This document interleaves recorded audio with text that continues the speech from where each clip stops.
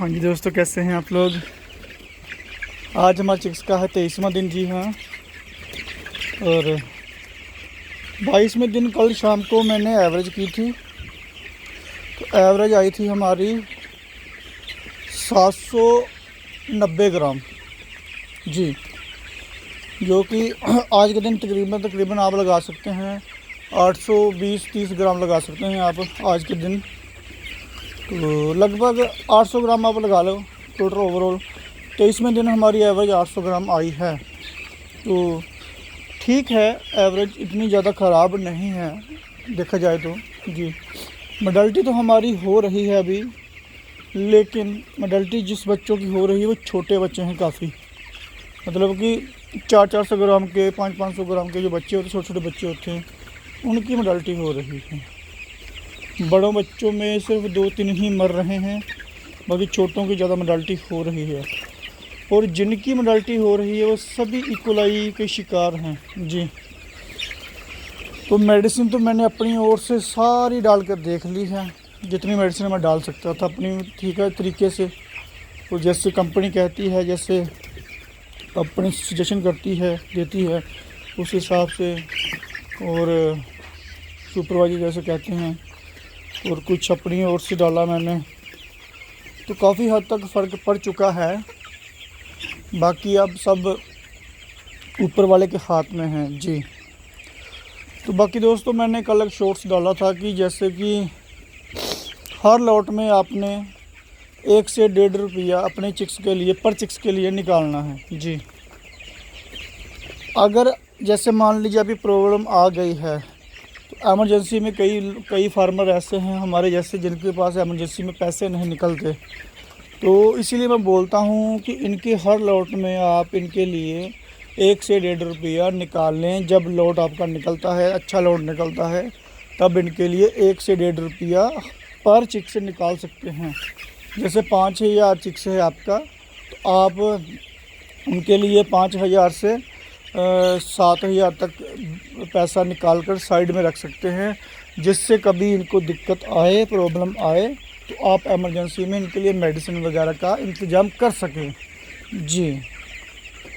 तो वो अगर मेडिसिन, अगर मान लीजिए कि वो जो पैसे हैं, अगर लॉट अच्छा निकलता जाए और उस पैसों को आप ना छेड़ो, वो पैसे बढ़ते ही जाएंगे, ठीक है जी। तो वो सिर्फ चिक्स के लिए रखें, एमरजेंसी में काम आएंगे आपके। अगर चिक्स के काम नहीं आएंगे इन केस, तो मान लो आपके काम तो आ ही सकते हैं वो। तो इस हिसाब से आप अपनी थोड़ी सी सेविंग अलग से कर सकते हैं, जिससे आपको कोई दिक्कत परेशानी नहीं होगी।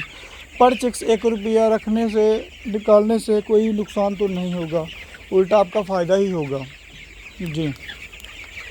तो ऐसा आप करके देख लेना एक बार, तो आपको समझ आ जाएगा कि पैसे भी सेफ़ हो जाएंगे, और जब मेडिसिन आएगी आपको पता भी नहीं चलेगा कि मेडिसिन जो आई है वो भी आपको ऐसा लगेगा जैसे कि बिल्कुल नॉर्मल पैसों की आई है जी। तो बाकी हमारे फार्म में इकोलाई वगैरह तो है, ऐसा नहीं है कि नहीं है। तो मैं सोच रहा हूँ बड़े बच्चों तक ना जाए अभी तक। तो काफ़ी बड़े बच्चे तो मैंने देखे हैं, मैंने PML पोस्टमार्टम करके, लेकिन बड़ों बच्चों में अभी तक इकोलाई नहीं पहुँची है जी। तो बच्चे तो वैसे सारे एक्टिव हैं। जैसे ये बच्चा, छोटा बच्चा है, इनको इकोलाई है। ये मेरे ख्याल से 200, 250, 300 ग्राम का होगा ये सिर्फ। ऐसे बच्चे ही मर रहे हैं जी। तो बाकी आप अपने फार्म का ध्यान रखें, केयर करें पूरी, अंदर घूमें अपने फार्म के और देखें ध्यान से, पानी अच्छा पी रहे हैं, फीड अच्छी खा रहे हैं, ड्रिंकर साफ़ है, फीडर में उल्ली वगैरह तो, फंगस वगैरह तो नहीं जमी। तो ये सब चीज़ें आप हमेशा याद रखें और देखते रहें।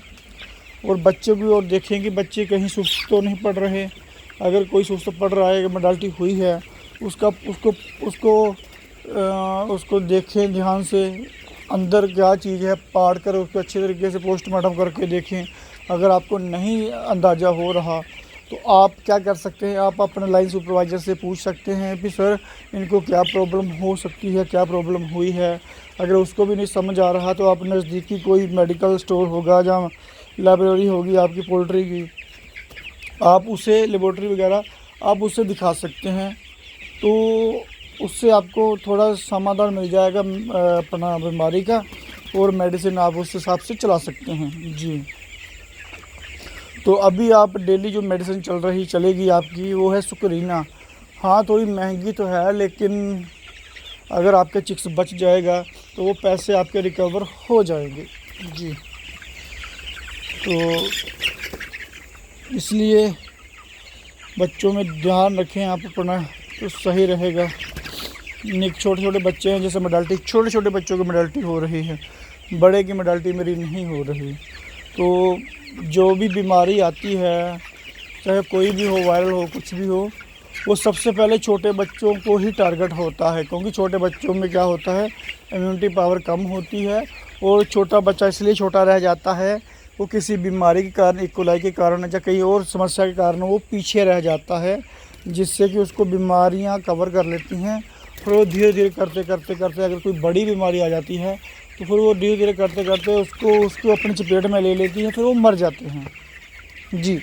उसके बाद अगर कोई बड़ा बर्ड होगा जिसको इकोलाई की समस्या होगी, चाहे कोई बीमारी आने की समस्या होगी, तो वो भी एकदम से मरने शुरू हो जाएंगे जी।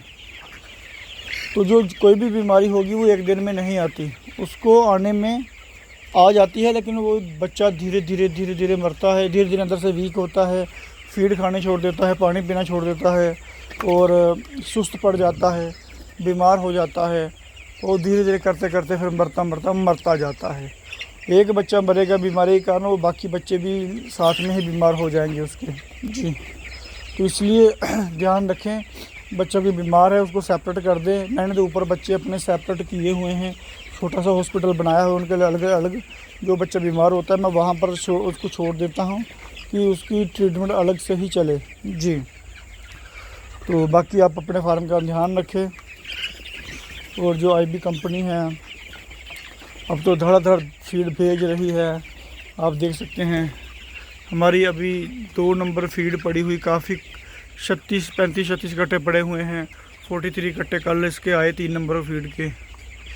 तो ये सब चीज़ें हैं, अच्छा है। चलो एडवांस में फीड हमारी आ रही है, बहुत अच्छा है, कोई दिक्कत नहीं होगी। अब हम चलेंगे ऊपर फार्म में,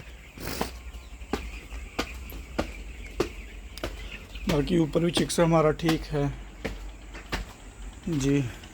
ऊपर ठंड है इसलिए ये ऐसे बैठा हुआ है अलग अलग होकर। अभी धूप निकल रही है धीरे धीरे। अभी 5-6 बजे हुए हैं, 5:30-6 बजे हुए हैं अभी ऊपर। तो पहले पिछली बार बच्चा जब था हमारा ऊपर थोड़ा सा, तो वो इस तरफ बैठता था जहाँ पर छाया हो, जहाँ धूप हमेशा ऊपर रहती है तो उस तरफ धूप रहती है, तो यहाँ पर बैठता था। लेकिन जैसे ही मैंने टाट पल्ली वगैरह लगाई है, दूसरी टाट पल्ली से बोल रहा हूँ, सॉरी, ग्रीन वाली, और साथ में पेड़ लगाए हुए हैं, अब बच्चा इधर बैठता है, इधर की तरफ। तो क्योंकि ये जो हरा होता है ना, हरा ग्रीन रंग होता है, वो आँखों को ठंडक देता है जी। ये नेचुरल है, कुदरत ने हमें ये कैसे बनाया हुआ ग्रीन रंग, कि जब हम ग्रीन रंग को देखते हैं या कुछ भी करते हैं तो हमें ना असल में ठंड मिलती है, अंदर से आँखों को ठंड मिलती है ग्रीन रंग से। तो इसलिए ये इधर को हो जाते हैं, इनको समझ आ जाती है कि इससे छाया है।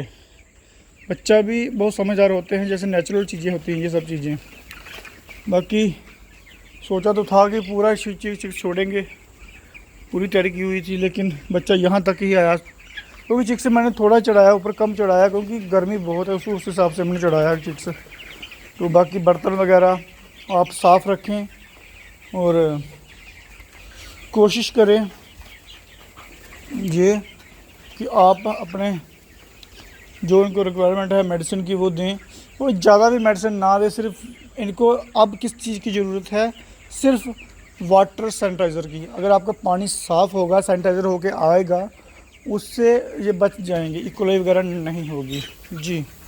तो पानी साफ़ रखें। और दूसरा, साउंड हमारा लगभग 5-6% रह गया है, साउंड हमारा ठीक हो चुका है।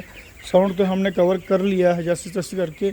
अभी इकोलाई है, इकोलाई भी हम धीरे धीरे कवर कर लेंगे जी। रेस्पिरोन और प्लस रिकोफैक्स मिक्स करके हमने दी है, उससे साउंड काफ़ी हद तक रिकवर हो चुका है। और जो साउंड रह गया है 4-5%, वो भी धीरे धीरे अपने आप ही जैसे जैसे बड़ा होगा अपने आप ही ये ठीक हो जाएगा जी। तो ओके दोस्तों, मिलते हैं फिर हम अब कल अगर नई वीडियो में। हो सकता है मैं दूसरे फार्म में जाऊं नहा धोकर, वहाँ की वीडियो बनाऊं मैं और वहाँ की डिटेल आपको दूं। तो क्योंकि ये वो तो ठीक रहेगा फार्म, लेकिन यहाँ पर ज़्यादा ज़रूरत है मुझे, वो गर्मी है, इसलिए मुझे यहाँ पर ज़्यादा टाइम स्पेंड करना पड़ रहा है जी।